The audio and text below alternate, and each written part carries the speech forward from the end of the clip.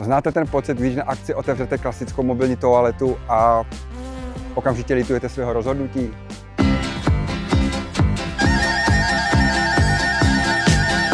V roce 2026 už to nemusí být modrá plastová budka, která vás omámí svou vůní. A hodně se snažíte přežít ideálně bez jediného dotyku a hlavně co nejrychleji.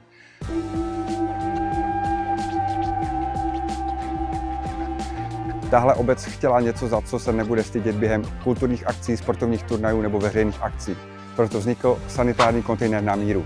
2 oddělené provozy pro muže a ženy, WC kabiny, umyvadla, pisoáry, větrání okny a moderní design dřeva. Protože některé věci by měly zůstat v minulosti, třeba i zážitek z klasických toj-toj. Pokud plánujete sportoviště, koupaliště nebo kulturní areál, napište nám. Formulář máme na webu levnykontejner.cz.